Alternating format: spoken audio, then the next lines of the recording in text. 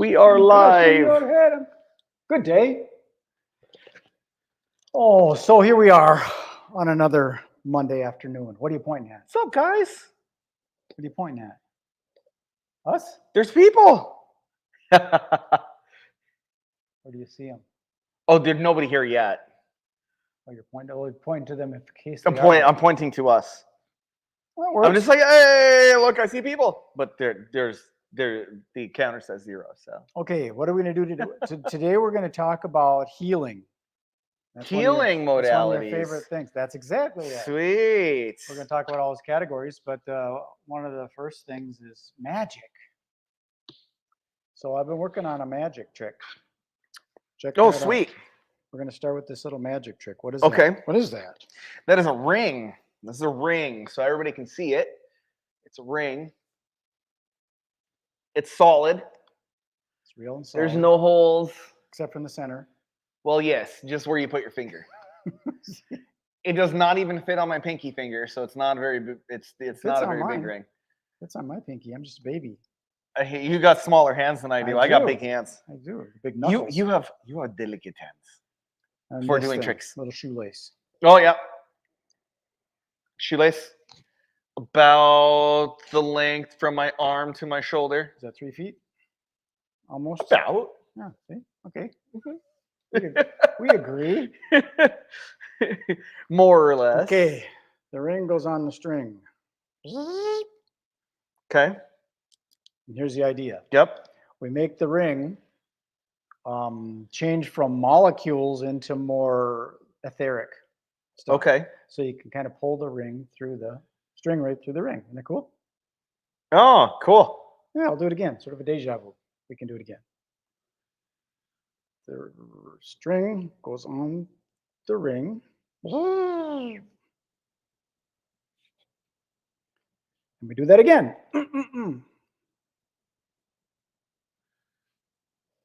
Ta-da! It's a mystery. I've been working on this. I used to do this routine for a while, and then I decided to resurrect it, and I'm trying to figure out all the different ways, because there's multiple little sleight of hand moves that go into all these things so that you don't catch on to it. Because if I did the same thing over and over, you go, okay, I see what's going on. Sure. So what's happening here is I'm putting the string through the ring, and I'm doing it in different ways so that you can't follow. Right. And recap it. So what was the next one I was going to do here? I'm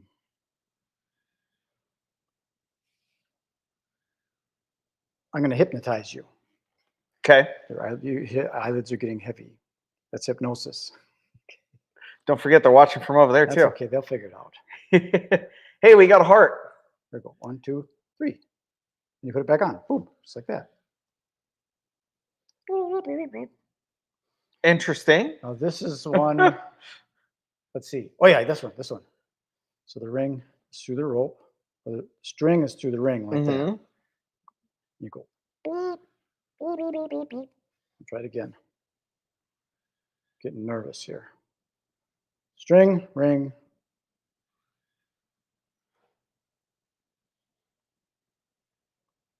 Like that. Ready? Yep. Whoops, I dropped the ring. We're getting there. It's a practice session right now. We'll try it again. Well, this is the one that I've been working on here. This is the hard Okay. one. Okay. The ring and the string.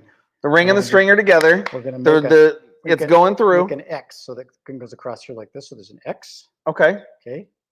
And then we'll go across this way like that. And you put your finger on the X. Okay.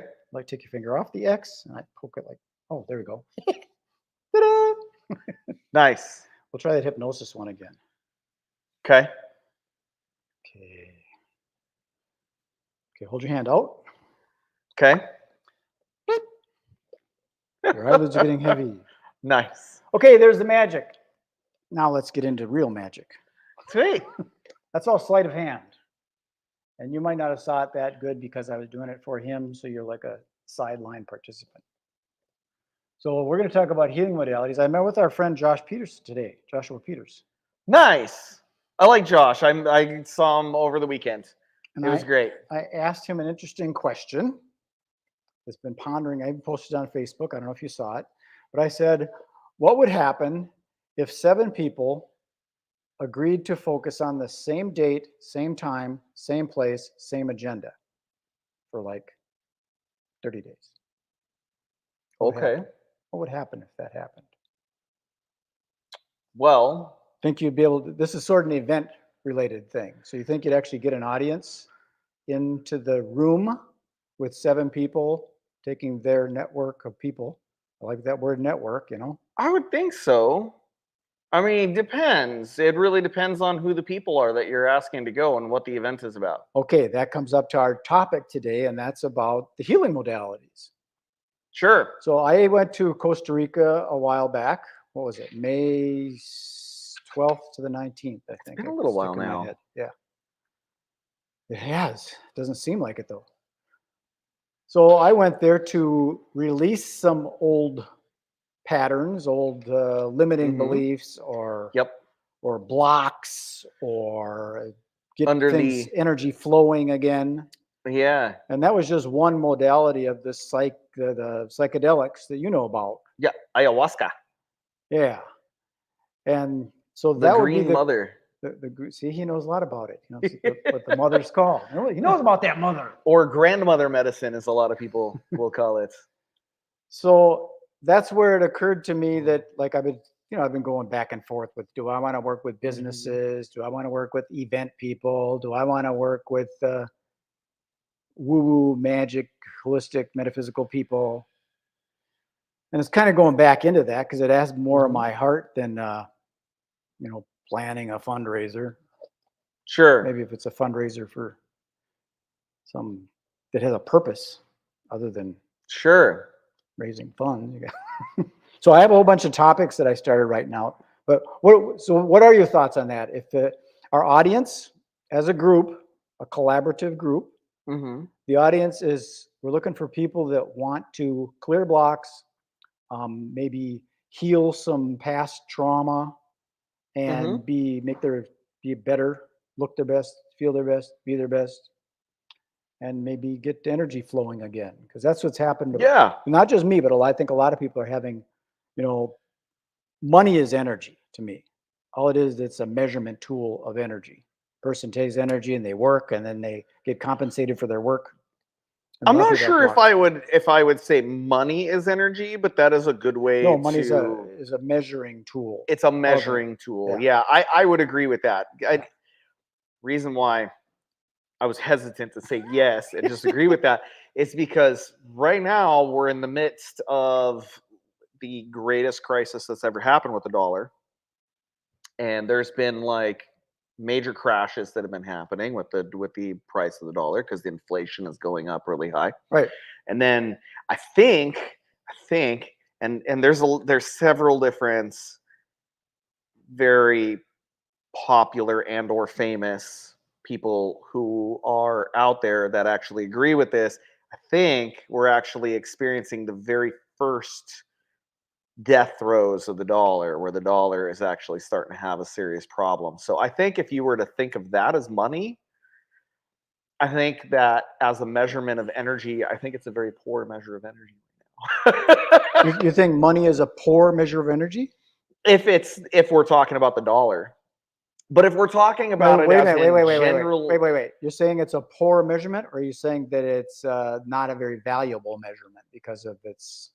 I think the dollar is a poor measurement of energy right now because the primary modality of trade that we have here in the United States is the dollar, and frankly, through most of the world for a long time, it's been the dollar.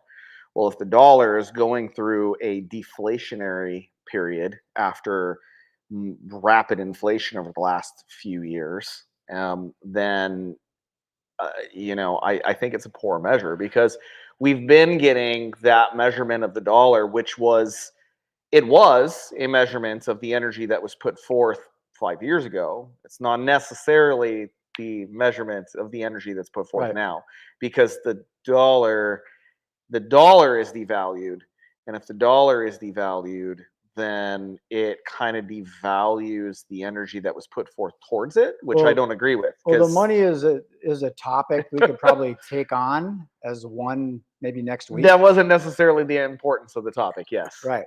So no, I get that. I wasn't trying to sidetrack us. It was really, this was just me. Try, just ask. Right, exactly. But this was really just me stating that right now, I think as far as money being a direct correlation to energy, I would have to say that is very debatable right this minute, because I think that money, as we have understood it for many, many, many, many years, is starting to shift and change. I think that people are starting to trade differently. Yes. Well, let's talk about that on a specific that's more geared towards that. I'll go back to the healing end of things. Yeah. So back to the 7 people, and the 7 people focusing on one date over 30 days and focusing on one event. You were asking me, what do I think would happen, or do I think that would work? And frankly, yes, I do. I think it would, because you gave me a direction, a focus that I could be on, and I'm like, do I know 7 people that would actually work with? And I'm like, yes, I do. I know 7 people that would work with. Yeah. So yeah, that's what I was talking about, and then I came up with these other modalities, and you probably know people in these modalities, and we're going to talk about each one of those modalities. Yeah. Not each one of them, but because there's a lot of them. I hope there's one that you come up with that I don't know, because that would be more surprising, and it would be more fun. I can make one up. So I'll just rattle off the modalities. Yeah. I categorized some, paired them up, but magic was one, because then there's the more the magical magic. There's the sleight of hand magic, and then there's the so we're talking magic as in Donald Michael Craig magic. I don't know who that is. He's a famous, I think he's German, sorcerer mage who wrote a lot of books on high sorcery and high magic. Yeah, that kind of stuff, or else just things magically happening. Like for me, when I was Cunningham magic. When I was a kid, a guy made a quarter disappear, and he pulled it out of my ear, and it fascinated me that something like that could happen. That the quarter's there, and now it's gone, and then it was behind my ear. Mm-hmm. And so, just the idea of shifting of perception, because as I got older, I go, "Hey, that was a trick," because I learned how to do that. But a person can have a miserable day; they wake up in just a bad mood, and if they can change their perception, they can turn that around and have a good day, just by changing their mind. Yeah, so mindset. That's the kind of magic that I'm talking about, of shifting of perception. So then there's our friend Joshua with X Factor Hypnosis. Hypnosis is a modality in conjunction also with Neuro Linguistic Persuasion or Programming, NLP. Yep. And then there's the stuff that you're familiar with, the microdosing and the psychedelics. Yep. And then we have like sound healing, drumming and toning. Then there's your aromatherapy and breathwork kind of thing. I put that in there because the somatic healing. Yeah, is that what it'd be called? I guess it would kind of. Yeah, I think it would fall into the somatic healing. At least that's what people usually call it whenever they're talking about it. They call it somatic healing, but I have heard it just said that it doesn't really encompass the whole thing of somatic healing. So. And then the other one is more physical, yoga, Tai Chi, and martial arts.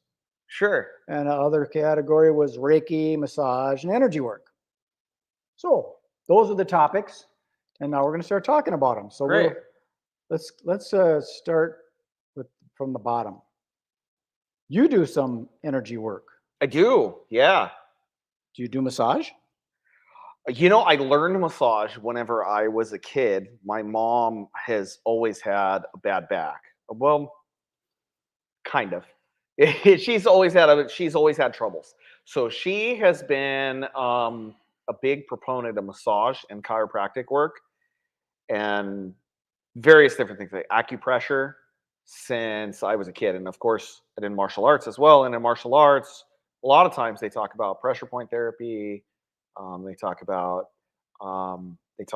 posture and how certain like simple moves and maneuvers and just breathing and things like that can actually change the body dramatically. I remember hearing a story of a guy that was helping a truck driver. He was a chiropractor, and they figured out He had a bad back. He couldn't figure out why because all he does is drives. And they Mhm. found out it was because he had a wallet in his back pocket. Yeah, So he's sitting crooked. right. And now you got to fix all that stuff back up. Right, just sitting like this, like I am right now. I can't quite see it, but I have my knee on the other leg like this. Yeah. If you do that for an extended period of time, it can definitely affect your hip, which can affect alignment of And that's everything. why some of these things like yoga Yeah, and Tai Chi and moving around and all yeah, that kind of stuff is good for a person. So yeah. you've done a little massage, but you do some Reiki stuff, don't you? And not Reiki. I'm not. Certified. You're not I, certified. I haven't done Reiki. So with Reiki, it's very specific. You actually have to have your Reiki channels opened. So masters open Reiki channels, and then after your Reiki channels are opened, then you can start to like progress in your Reiki. And each time that you're supposed to go to another level, like a master is supposed to like move certain energies through you in order to open up your channels larger. So Mhm. that's the big thing about Reiki. So it's very specific. So even if I did similar energy work, I wouldn't necessarily call it Reiki because Reiki is so specific. All right. But I do something that is more similar to what I guess the closest thing to it would be like Kundalini or maybe like Qigong. Hmm. So, but it's basically it's a movement of life force and energy, and I work with I work with stuff kind of in the aura field, but it's all basically the life force that's coming off of people and the life force as it moves through the body. Yeah. Some of you might believe in this stuff and some of you might not, but you got to research it. I didn't. I used to think you're crazy talking about that kind of voodoo woo woo stuff. Yeah. But then you start seeing stuff and it just makes sense. Like, like you can put your hands together like this and you can kind of feel it. Now, is that your imagination? Maybe, but it's kind of weird that you don't feel it all the time then. But Well, it's like okay. So if you have your eyes closed and you're laying in a room and you're a sensitive person, and you're laying inside a room, you keep your eyes closed. And somebody walks in that room and they walk in and they're dead silent. So, like, let's say it's a hard floor and they're walking in and they're wearing socks and that's all they're wearing. And they walk in and they're walking on their toes and they're walking really yeah, soft. You can feel them in there. yeah, You can feel it. If there are people who are awake in my house and I know they're supposed to be sleeping, I don't bother them about it. But I mean that happens with kids all the time. I know they're awake. sure. It makes me stay awake longer. It's like being at an event or something and it's crowded and then someone gets a little bit too in your area, in your aura. Yeah, You just notice it. You just notice that they're there. you do. So, Absolutely. so that's a thing. It is. It's Just totally a knowing thing. it. Yeah, it's actually something that can be learned. My dad actually taught me that when I was a kid. He taught me how to be aware of those kind of things, and it was really, it was since I probably was 3 when he started doing it. But he would just like try to get me to calm down, and then he would tell me, "Okay, now let's play a game. Let's talk about what you can hear." And then I would just become like really sensitive to everything that I was hearing. But the more sensitive my hearing got, and the more I didn't rely on my sights, and then this hearing, he started playing a different game. Like he started saying, like, okay, now listen to the way the sound moves around you. And then I would start to listen to the way the sound moved around me. And he said, just like a bat, we can hear how the sound reflects off of things. Oh We yeah. just have to become familiar with it, right? So I started becoming familiar with that. But then he would put on earphones on me. And I couldn't hear anything, right? He put the big old kind Sure. I on me. remember those. Yeah, yeah, the kind that you used to, go shooting or something, right? Because my grandfather would take me out shooting all the time, so we had some. He puts them on, and then next thing I know, like I'm still aware of everything that's around me. He can move things inside the room, and as soon as he would move something, my face would swivel over to it. I'd track it as it was going. So you start to become very aware of these things, but where is the senses coming from? If it's not coming from your sight, because this is a dark room, this is at night in a dark room, and it's not coming from your hearing anymore because your hearing is now blocked up, right? What's it coming from? It could come from the vibration of the stuff moving. In Maybe can. theory, Yeah. But if you're moving something that's like the size of this, Yeah. that's not going to I heard necessarily it make some noise. right. I mean, obviously it's making noise. I'm not trying to make it quiet, but also keep in mind my hearing was completely blocked up. Like I wasn't able to hear anything. That's So what I mean. But when it's you just did that, I didn't. Not only did I hear it, but I could kind of feel the sound. yeah, oh yeah. You can So feel that's what I meant. vibrations from sound too. Yeah. Yeah, that's totally true. Yeah, that's something actually interesting to think about, you know, like maybe you're feeling vibrations from the sound, maybe you're, you know, maybe it's other things, but I don't know, like there's no real explanation for it in that sense. They're Native Americans in certain specific tribes, they didn't believe in cutting their hair at all. They actually thought that their hair was part of another sense that was out there, that it actually allowed them to feel vibrations That in the makes sense because hair, aren't there some animals that in the air. they have like whiskers of a cat? Yeah, Makes sense. yeah. So like the best trackers, oftentimes would have long hair. So there's a story that's out there about, I don't know if it's true or not, but it's a really interesting story in regards to this and energy work and all that kind of stuff. So in the military, whenever they started hiring scouts in World War II, right, they started hiring getting scouts and stuff. They actually got Native Americans to come be scouts for them because the whole world was basically at war. And so the Native Americans that agreed to go do it, at first they were shaving their heads, and then they found that these people who were amazing scouts, like, they weren't very good scouts anymore. And they were like, I don't understand what's happening here. So they said, well, you're shaving their heads. You got to stop shaving their heads. And so the next batch that came in, they didn't shave their heads, and they were great scouts. So that's the reason why the Native Americans were like one of the only groups of people that didn't have to shave their heads. So if you saw somebody in long hair, it's probably because they were Native American in World War II. But so to begin with, they were shaving their heads, and then later on, they didn't shave their heads Cut anymore. off my feelers. Specifically because of that. Well, I'll tell a quick story about toning. So when you think about the coincidences of things, because things can be coincidental. Yeah. I was at the place you and I went, Lake Harriet Spiritual Community. I went there for Jim Albani and Jonathan. I can't remember his last name, Jonathan, but he did sound work with Jim Albani. And they were doing the tonings of the A, E, I, O, and U, the vowels and stuff. And yeah, we had our eyes closed. And this is when I was just getting on my spiritual path. So I was seeking a lot of different churches and things. Yeah. And in my visualization, I visualized a honeycomb, with bees kind of thing, a honeycomb pattern. Sure. And then I decided I wanted to go to this other event over at Unity Church in Golden Valley. So I went over there, and the guy that was doing the talk that day was talking about a honeycomb, which I thought was bizarre because I just experienced a honeycomb. And then when I went back to Lake Harriet, I was asking people, so how was it? I just went one place, and then I went to the other. I was glutton, so I was taking a bunch of stuff in. I go over there, and I said, well, how was the talk over here? How was the toning thing? They said, oh, it was, they were all talking about the honeycomb and that pattern, sacred geometry.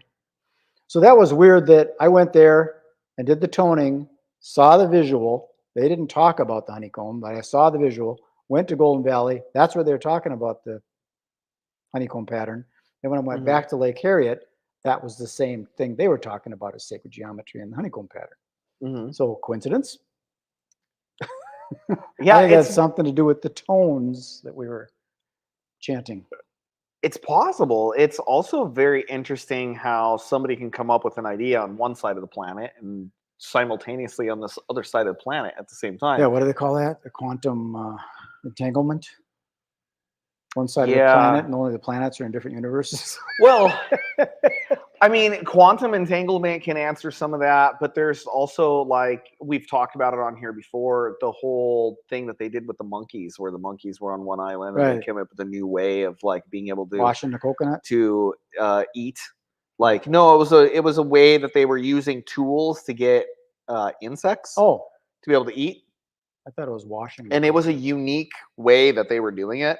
And then all of a sudden it like jumped across the ocean to the other side where the other monkeys were living, and then all of a sudden their population started doing it too, but there was no contact between the two. And there's a lot of, there you go, They had the internet. internet.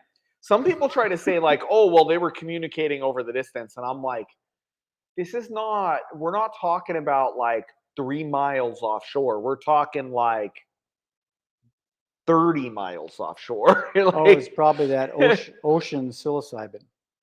there you go. Yeah, they were throwing bottles with messages in, right? Yeah. The old school internet. This is the old pirate internet, Arrgh. right?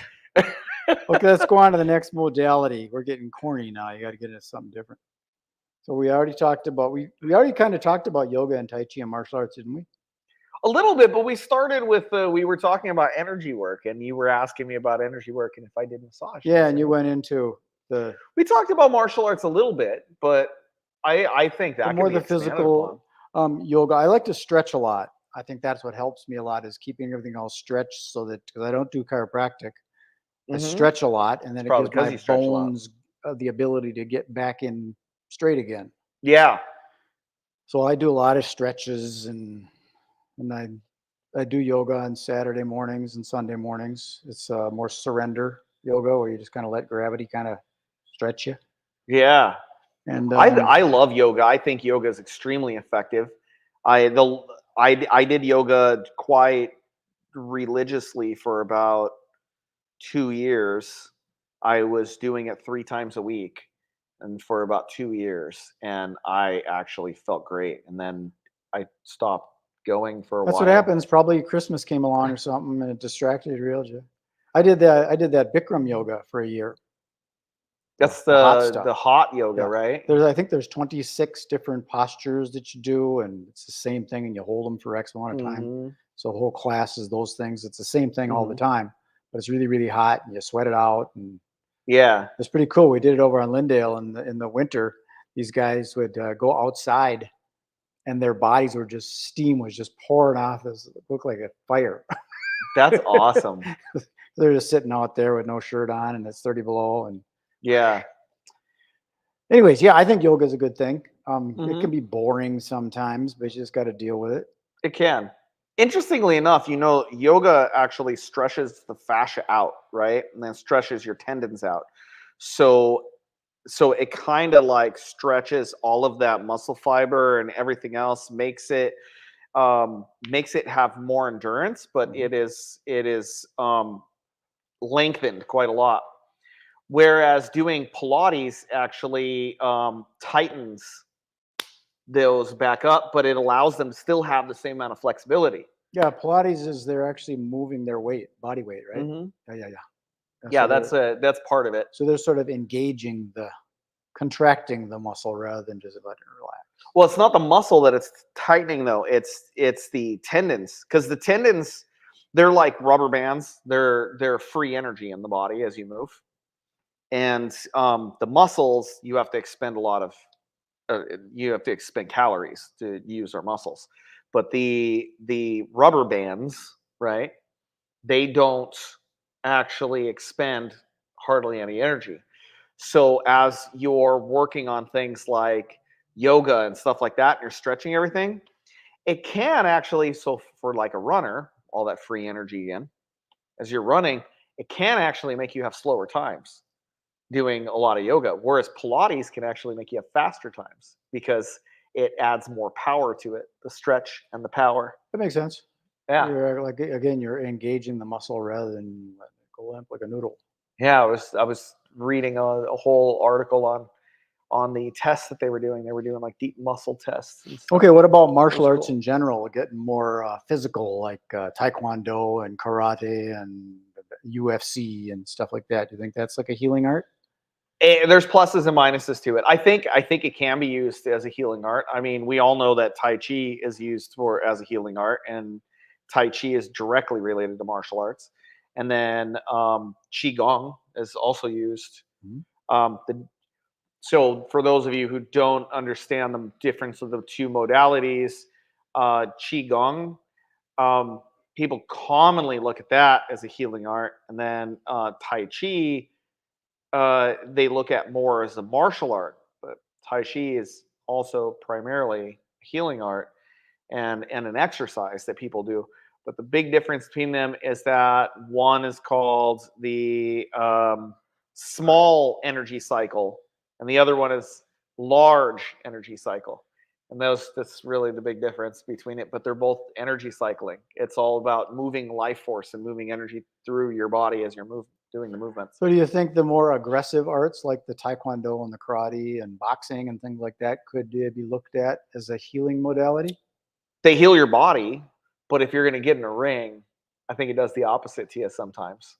Yeah, you could get beat down, I suppose, but maybe just but just the ability to I think the discipline of going to the classes can help. Yeah, that's big for minds. Yep. And the confidence levels of being capable of delivering a punch or a kick in a proper way. Because sometimes you see these, like the karate stuff has kind of been sort of modernized and what do they call it? Sportsized. The Sportsized. sports and the Yeah. I forgot the terminology, but it's been like anybody can get a black belt now in about a year and a half, if Yeah. than that. It's been commercialized. Commercialized. So Yeah. what's happened to a lot of the karate stuff is it used to be our belts at the Kim's Taekwondo Center, Karate Center Incorporated, back in the 70s, late 70s, was white, gold, brown. Then they added red or brown, white, gold, green, purple, brown. They added red and black.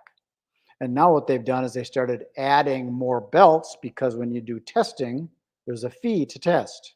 Mm-hmm. So now there's white with a gold stripe and gold with a green stripe, green. So they added this stuff in between all these things, just I guess maybe to make it easier to progress, but it's also a money thing. Yeah. Anyways, that's a different topic. That's for next week. We talk about money again.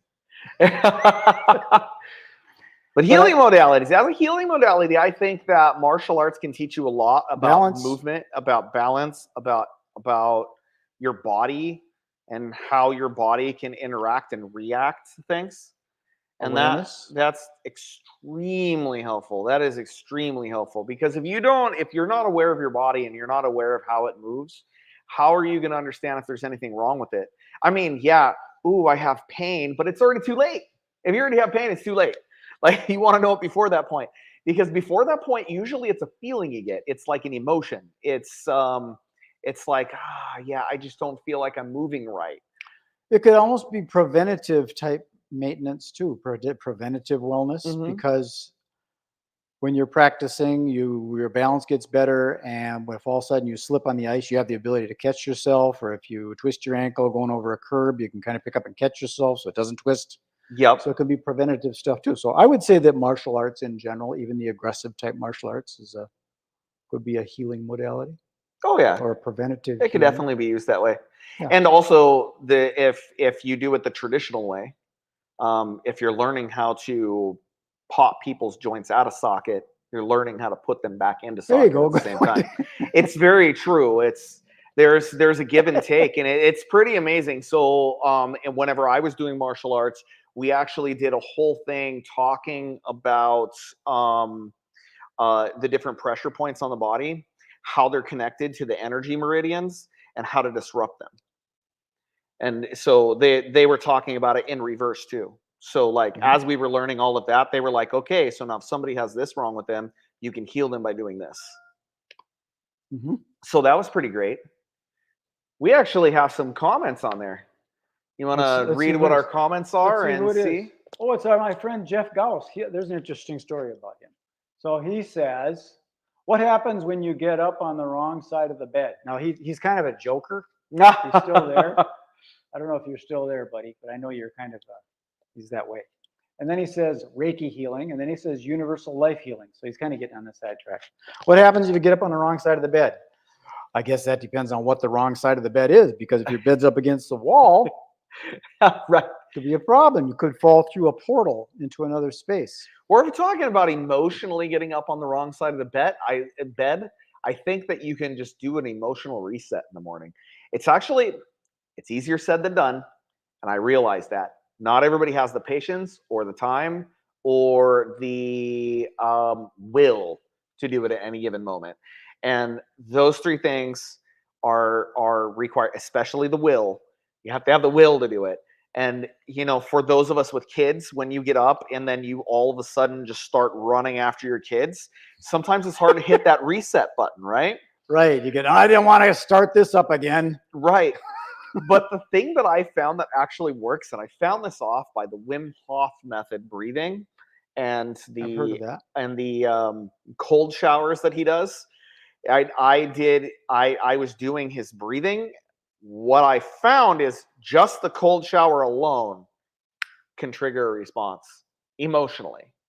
So if you just go in and you do a cold shower, because the cold shower, you can decide, oh, this is going to suck. It's going to be cold and it's going to shock my body and it's going to be uncomfortable. Or you could just be like, you know, as, uh,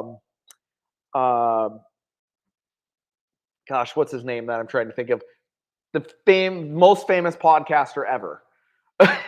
Oh, you mean Joe Rogan? Yes, Rogan. Okay. Yes, Joe Rogan. So Joe Rogan, whenever he talks about it, and he goes to go do it in the morning. He goes, "Don't be a pussy." That's what he says to himself. I'm not even kidding. You can go watch his podcast and it says that. But it's funny. But yeah, you could do that method. You could be like, "Don't be a pussy. I'm just going to go in there and go do it." But either way, when you go in there and you do it, what the Wim Hof method taught me is that the cold was my friend. So when I went in there, I was not afraid of it. It actually would just bring energy to my body. So as I was breathing and I was going through it, cold doesn't even bother me whenever I'm doing that anymore, even in the middle of the wintertime. And anyone who lives in the upper Midwest, in the wintertime, our groundwater is flipping cold. And I just turn it on and I get in there. And the cool thing about it is that it really does that. It does that emotional reset. And when I get out, all I do is I feel energized, and it actually brings when a you smile to my say face. Emotional reset, what emotion are you resetting? Well, if you're getting up on the wrong side of the bed, that's usually an emotional thing. You're Sure. waking up, you're kind of grumpy. What There's emotion? something probably that you went through. Also, if you woke up on the wrong side of the bed and you're feeling crabby, or you're feeling sad, or you're feeling happy, or you're feeling And your wife would probably say that it had to do with your dreams. Oh, the dream stuff, yeah. Yeah. So if you woke up and and you're in a bad mood, maybe you need to think about what happened throughout the night. If you recall those dreams, which I don't. Yeah. I'm one of those. There is methodology to fix fix that. Did that. Jeff comment again? Oh, that was my wife. Elizabeth Peak. Especially hard if you don't like waking up at all. Good point. She says. Yeah. I think she was teasing me a little bit. Because that is true. I am like that. When it comes time to wake up in the morning, I am a slow riser. I am not a quick riser. In mornings they're not my thing. I am a late night person. That's good. It hits it, even if I'm dead tired. If it hits about 9 o'clock at night, all of a sudden, boop, I'm wide awake again. See, I'm the opposite. I'm as soon as I'm like, remember those dolls? You wake up and they just do this, and you go back to close, the eyes closed. I'm like one of those dolls. As soon as I get up, I'm up. Yeah. I don't stumble around at all. Or my friend Dave, we'd go to Jamaica and he'd be wandering around in his robe with a cup of coffee and his eyes are all sleepy. No, I'm just like, up. Let's get this done. But before we go further, I want to mention Jeff Gauss. This is interesting. Yeah. He's called the Magnet Dude. Okay. He does art where he makes refrigerator magnets or whatever kind of magnet, put art on them and little pieces of stuff and really, really cool stuff if you like magnets. Cool. And his name is Jeffrey Gauss. Mm-hmm. And he didn't know it, but that's his thing. He's been the Magnet Dude forever. Magnetic Originals is his business. I just saw him at the art fair this weekend. Gauss is the measurement of magnetics. Right. I didn't realize that. He didn't realize that, but it's kind of, he was destined to be a magnet artist. Apparently. Yeah. So leading into, do you remember that MLM company, Niken? No. It was basically magnets. It was magnetic therapy where they had magnetic insoles and magnetic bed things and magnetic rollers and wristbands and all that stuff. What do you think of that? Using magnets to realign your energetics and stuff. I totally believe it. copper works, electromagnetism works. There's actually a therapy. If my wife is still on there, maybe she can message what the name of it is. But there's a lady I actually met with here not too long ago. She does a therapy where there's this device that uses electromagnetic coils, and they pulse in certain frequencies. It's a pretty famous therapy that's even used at things like John Hopkins and stuff like that now. And those pulses, they actually open up the smallest blood vessels. They actually open them up to where they start to flow normal again. Oh, that'd be kind of cool. Kind of open up and get rid of all that plaque and crap in your system. Yeah. I wonder if she has Beamer technology. Yeah, that's it. Yeah, I'm glad she was on there. Yeah, it's called Beamer, and I can't remember the name of the gal, but if anybody's interested, you can reach out to me on MycoShift, and I will get you the name of that person. But it's Beamer technology. MYCO shift. Right. SHIFT.com. Yep. And basically, yeah. The Beamer technology. So when you're using it, and it causes all of these blood vessels to open. And it actually, it's one of the most effective technologies that's out there for it. So they're starting to use it in all kinds of medical centers. And this technology has been out for a long time. It's been out since like the 1970s, 1980s. They started using something similar. But it's just gotten really advanced at this point because they know that if they pulse at certain frequencies, that it actually it causes these blood vessels to start to pulse in time. A lot of people think that our hearts are actually creating a lot of that the movement through our body, but it's actually not true. So we have muscles, they're like little micro muscles and everything that are in our legs, and they're more in our extremities than they are in our organ area, but we have them here as well. And they normally help pump everything through. But because we don't live a lifestyle where we're, running on a regular basis and jumping on a regular basis and swinging from trees, take the elevator or the escalator instead of walking. Right. Yeah. So we don't get the pumping action that actually happens from the contraction of the muscles as much anymore. So they don't work as well. So this Beamer technology, it's actually able to improve your vascular system quite a lot, and that's all electromagnetic work. So I wonder if you could do that with the Beamer stuff and then tie that also in with like sound frequencies and maybe even color. And then you guys are doing something with aroma related stuff here next month, aren't you? Yeah, we're going to be doing AFT. It's really amazing. Like I want to, like, this is really what I do. I bring a lot of different modalities together, and I learn about all these different modalities so that way I can pinpoint exactly what individual people need. And they talk to me about, like, I have this problem or I have that problem. Here's my lifestyle. Here's how I live. These are the medications that I'm taking. Here's the herbal supplements I'm taking. And then I go, okay, well, here's how I think we should resolve these types of things based on where you're at right now. And, I think that things like hypnotherapy and AFT, I'm not familiar with AFT yet. I should start with that. AFT, I'm learning about it, right? So AFT, my wife's experienced it right now. And I think it's pretty amazing. I think that the AFT, based on how my wife's experience, I think it could be coupled with things like hypnotherapy and psychedelic integration in order to maximize the effect of it. I think you're coming to the AFT, right? Probably. I hope so. Because you got all these different things that are working with the olfactory system, and then the audible stuff with the drumming and the rhythmic, like I was talking about, the different hertz. Yeah. And then the sense, the eye, the colors, eye movement. See, a lot of people deal with like eye movement therapy. Some taste therapy.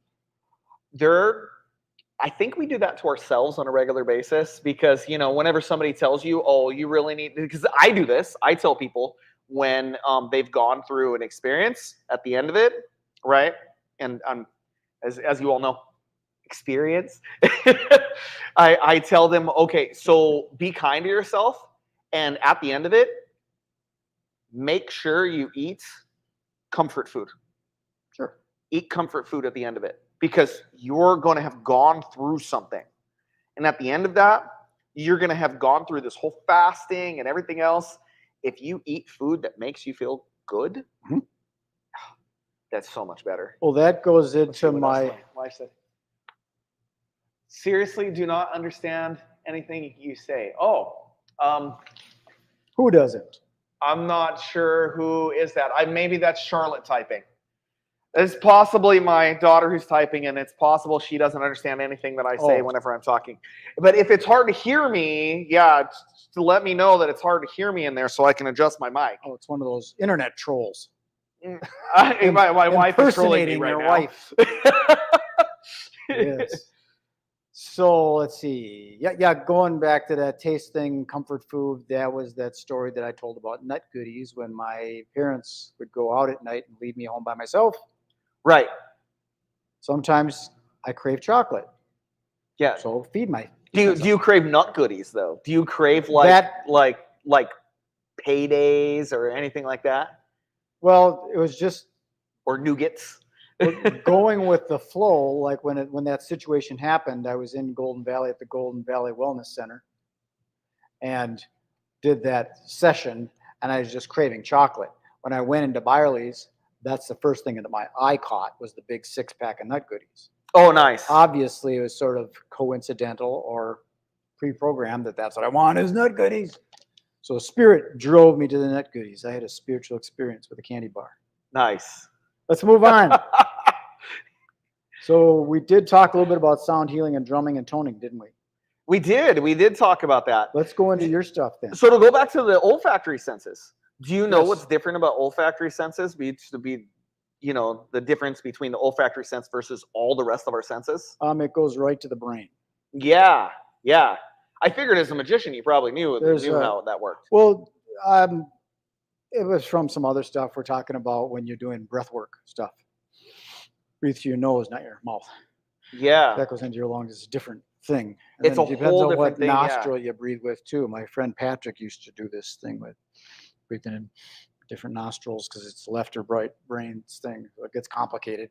It does. But yeah, so olfactory senses, and it's the reason why I think AFT is so interesting, and I do want to learn more about it, is because the olfactory senses, what they do is they go directly in, and the connection goes directly to the brain. And not just directly to the brain, it's directly interpreted by the brain. Everything else actually goes through the ego center first. So everything else is interpreted. Listen to me. Interpreted. That's a good word. We'll use it. Interpreted.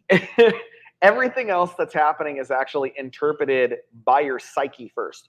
So like if I feel this, like I have to think about it. Like even if it's subconscious, I'm thinking about it. The ego interprets it and goes, "Oh yeah, you're feeling something rough," because it's actually the signal goes to your brain. It goes through the ego center, and our ego goes, "Okay, was that good or not?" That's interesting. Same with sounds. That's interesting. This bypasses all of that. It's the reason why you can smell your grandmother's cookies 20 years after she passed away, and the last time you smelled them was in her kitchen, and it was the last time you ever saw her, and you can think about the last time you saw her. So I got a question that you might know. What happens to your breathing when you're in the womb and you don't need oxygen? Well, you are breathing, but you're breathing amniotic fluid. Yeah. So you're breathing that. Is that going through the brain too? The fluid? It's going everywhere. Amniotic fluid, through your nose? It's going in through your mouth, your nose, everything. So like that's one of the first things whenever the babies come out, one of the first things they have to do is you want them to cry, because the first thing you want them to do is go and to get everything out. So usually they cough a little bit and then they start expelling. That's why they cry, is because they're because they need to get that. And as soon as they start to do that, everything changes, because whenever the baby comes out, they're kind of purplish blue because they have no oxygen yet that's running through their system. So the red happens from the oxidation that happens from the air. So as soon as they start to go and cry within seconds, all their skin changes. Yeah, That's really interesting. it is. I don't know how scent would work in that case, though. I wonder if there's like an amniotic fluid scent that maybe you could like rub on your fingers and go and see if you could remember something about being in the womb. I don't know. I don't know. Other than my wife, I don't know anybody who would try that because my wife comes from this kind of background working with people who are like midwives and doing everything very natural. And so whenever she was working with those people, they would do things like saving of a part of the placenta because like if you start hemorrhaging, they can take a piece of the placenta and go and they make you chew on it, and that could actually stop the hemorrhaging. There's also they use it as certain people use it as a medication, and of course it's called a tree of life. Like Copenhagen? They put it they dry it, they put it in, they crush it, they put it in pill form, and you take it because there's so much nutrients in it. There's some weird stuff, but I don't know, like as far as the smell goes. Here, let's see. There is definitely a birth smell. I do remember the birth smell, but I'm more interested if somebody can like have like an almost aromatherapy like throwback, because we know what happens with cookies, right? I mean, that is the most common one people know of. Or if you cook like, if your grandmother has a recipe that nobody else cooks and you cook that, the smell of it will send you back to your childhood. And we all know that. We've all had that experience, right?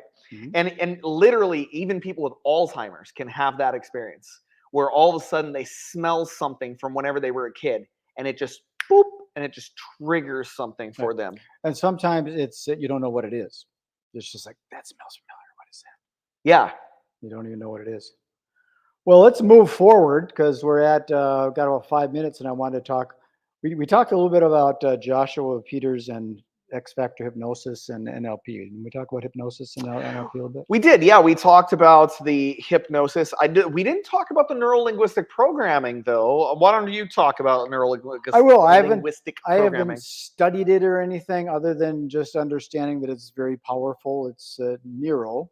You know a little bit about it because of your magician but work, I mean, right? but I mean, I haven't taken any courses. I'm not certified or any of that stuff, Right. and I don't believe in that stuff anyways. But I think magicians kind of probably invented neuro-linguistic Well, what's programming, interesting right? to me, maybe, but our brains work in duality.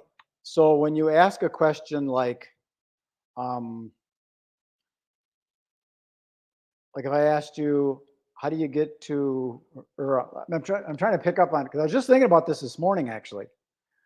That when you ask, remember I asked my wife a question. I said, if Donald Trump, would you vote for Donald Trump if he implemented all of the Democratic policies? Right. And would you vote for Kamala Harris if she implemented all of the Republican policies? That's interesting. So, but here I'm giving just one option.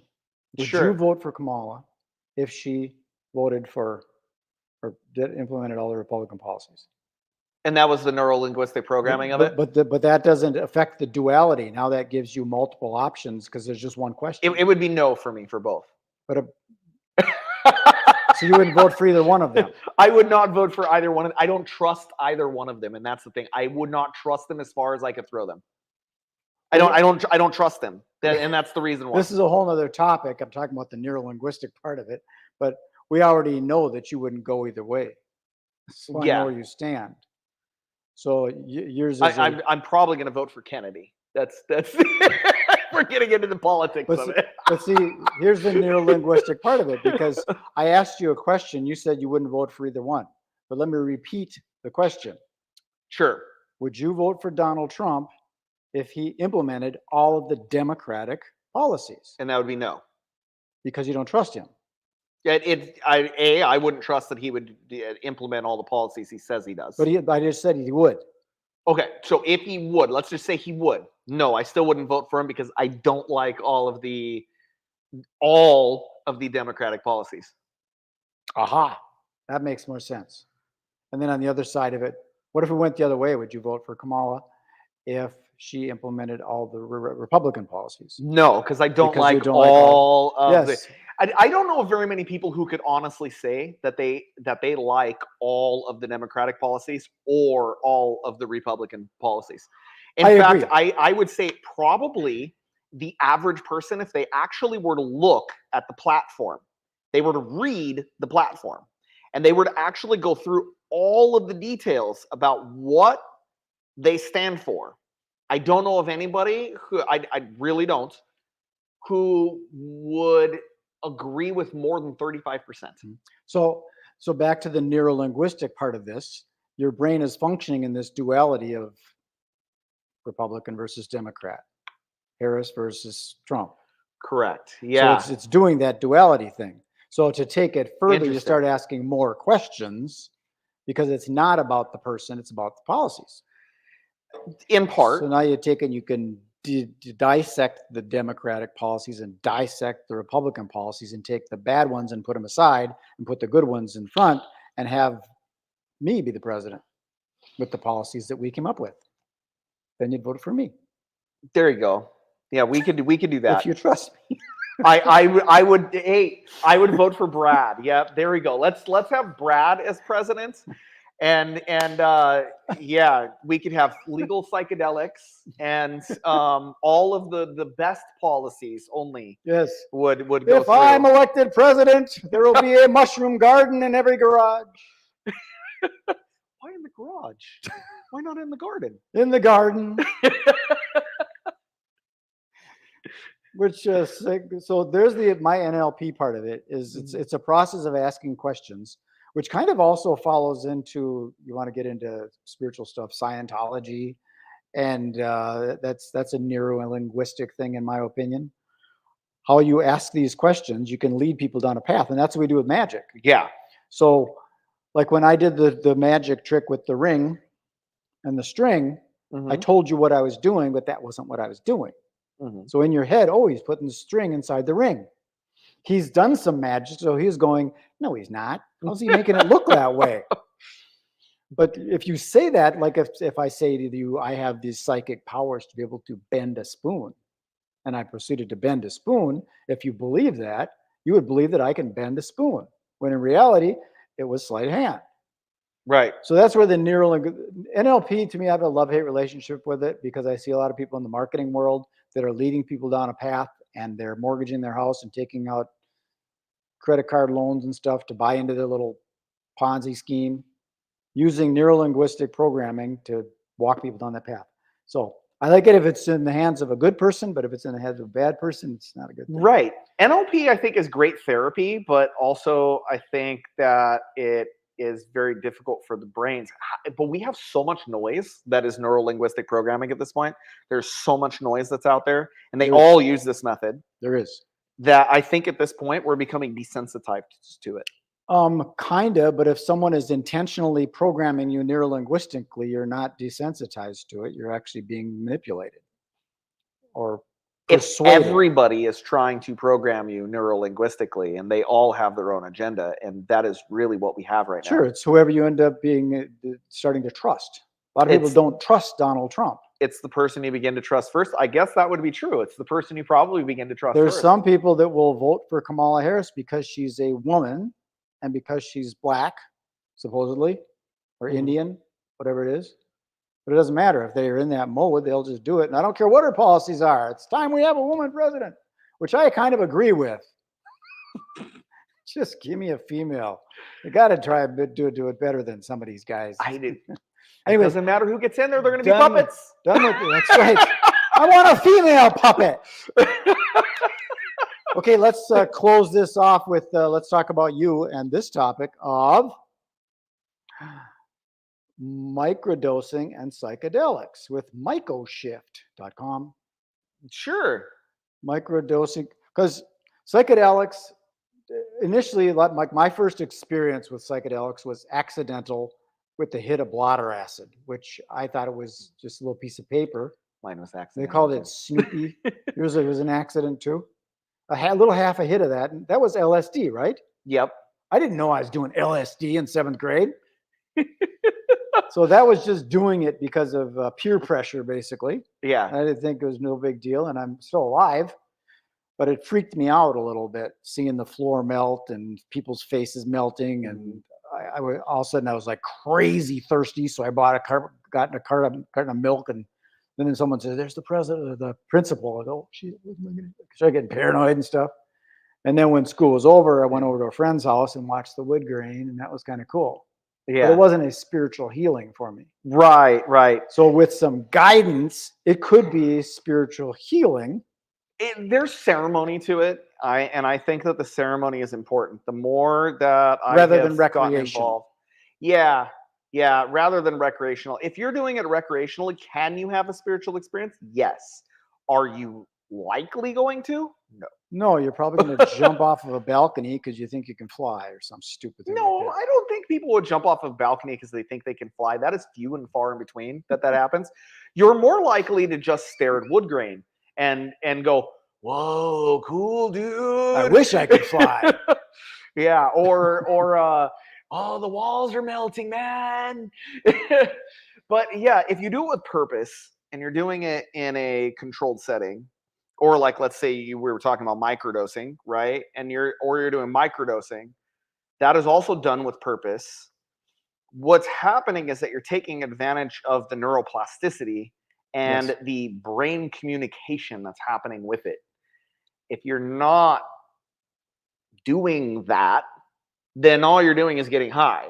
Right. Are you going to get those benefits? Yes, but what are you doing with them? Well, if you do nothing with them, you will get nothing out of it. That's what I'm going through right now, still from my Costa Rica experience with the ayahuasca at Rhythmia. Yeah. I can still tell that the neural pathways are reconnecting and stuff. So I'm conscious of what do I want to connect? Do I want to go back into old thinking? Right. And I'm more open-minded. I just had a meeting this morning. Started watching the 6 o'clock news, right? And then you get depressed because you're watching all the 6 o'clock news, and then it undoes what you just did. That sort of thing. Kind of just being aware of stuff and just in conversation, being open. Because with the event industry and stuff, I'm kind of in my head, I'm saying, okay, it's saturated because there's only 30 days in a month and there's thousands of events. It's not necessarily the truth, because you got to find your audience, which kind of goes into what we were talking about with the mindset and the 7. Yeah. The synergy 7. What if 7 people got together and all focused on that one thing? I'm thinking that there would probably be an audience. We got even that thinking have more of an audience than we normally have. That's true. Yeah. So was it the energy that my new thinking from my meeting this morning? I'm not positive. So tell me more about the meeting this morning, because you were going to talk about it, and I was enthused about talking about the microdosing. This woman, her name is Nia. Yeah. And she's going to be doing something, they call it speed networking type Nia events. or Mia? Nia, N-E-A. Okay. We'll have to introduce you. She's very nice, very wise, savvy. Awesome. We should have her on the show sometime. Yeah. Or I'll invite her to some event. Yeah. But I went there initially to see if there was a collaboration for some events and stuff, because there's some things that she's going to be doing. And it didn't end up that way. Normally I go, we got to stay on track. But I just kind of listened to what she had to say, and it shifted some things. And some of the stuff that she was talking about is not the way that I want to go. But I'm open to maybe it is the way I want to go, even though cognitively and logically I'm saying I don't want to get back into being an event expert and do all that stuff. But that is limiting belief kind of stuff, where I'm basically cutting off possibility if I say that I don't want to do that. So I'm now open to getting my brain rewired with that neuroplasticity thing. Nice. To maybe there's something there that still falls into the passive, recurring, and scalable parameters that I want for my refirement. Sure. Sure what? No, I'm saying like you're talking about, how that would involve itself with the neuroplasticity and, thinking about all of this and possibly going in that direction. I'm saying, the neuroplasticity would actually give you a new insight. Well, that's what happened with the the ayahuasca thing, that I purged all those blocks, and I still sense stuff is redoing because I don't have this anxiety of I got to get something done kind of thing. Right. I'm open to whatever it ends up being, and that's what sort of happened with these meetings with Joshua Peters this afternoon. Yeah. And with Nia Claire this morning. Nice. And I'm just open to some different things as they play through. Great. Was there something specific that was that she said that really kind of opened your eyes and made you? No, just that she was very confident in the way she was speaking about it. Okay. Yeah, so I did not feel I had the knowledge or confidence to. I mean, who am I to shut someone down? Sure. Just kind of be open with it.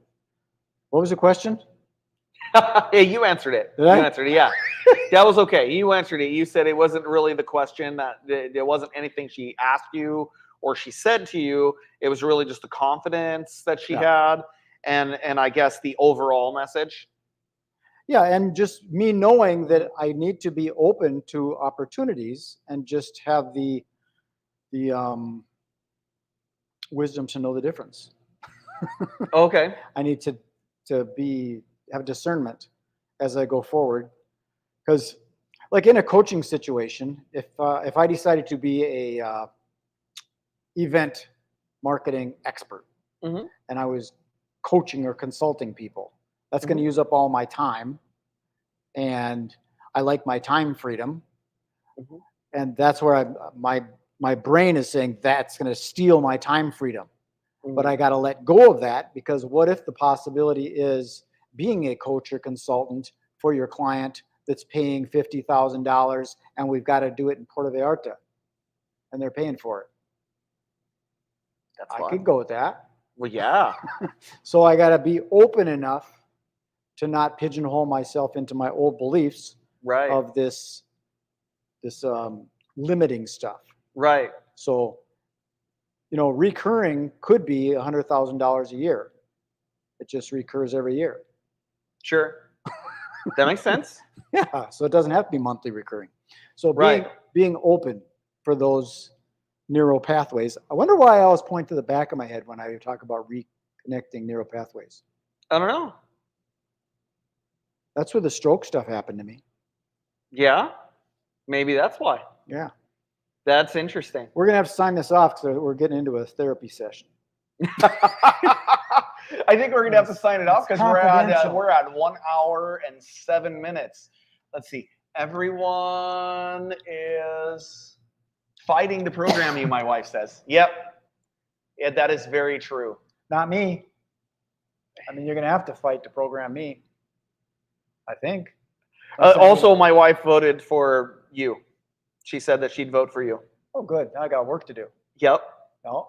Now you got to get more people to vote for you. Passive, recurring, and scalable, and it's got to pay at least $100,000 a year. It pays you for the rest of your life when you become president. Is it? Yeah. Okay, I can do that. Yeah, it pays you for the rest of your life, and you're never alone again because there's always Secret Service there. Do I have to? Do I have to be actually voted in and spend time at the White House, or can I just do it from remote? Most of their job is done remotely because they do some of it at the White House and then they travel all over the place. Not their job. Well, that's what I'm saying. The president. Yeah. Okay, I'm the president. So if you were to be president, you travel all over the place. They send you all over the place to go. I'm fired already? So when you're president, Brad, you get to go to Russia, and you get to go to the Ukraine, and you get to go to Japan, and you get to go to the UK, and you get to go meet the Queen. Oh, wait, that's right. The Queen is dead. Long live the king now. No, we're going to flip the script. Oh, God. I was trying to remember who the king of it's the King of England now, I guess. And then there's I know. I remember who the royals are. Oh, that's right. The royals got I'm going to say something that might get us some views. Christ is king. Oh, there you go. Okay. Well, you don't get to meet him, unfortunately, unless, No, I just said that for the algorithms. Okay. I want to see what happens. I want to see what happens with the Opus Clip shorts. Oh, okay. You want to see how it clips it? I want to see if it does Christ is King and I got it. How about vote for Kennedy? We got to. That could still happen. I think he's the best option. I really do. Like if you watch all of his stuff, like he even did his own debate. Are you talking about John F? No. It's Robert Kennedy Jr. Okay. Yeah. So he's currently running. We're getting. You didn't know that? Yeah, I know that. Yeah. But I was talking about. You just said Kennedy. Oh, I just said Kennedy. Yeah. Well, I mean, the current. Okay, we got to sign this still off. alive, This is crazy. Kennedy. We'll talk about you later. Okay. Peace out and happiness. Enjoy the rest of your day. This got crazy. Sorry about that. I have to be Comment crazy below. sometimes. Tell us how wacky we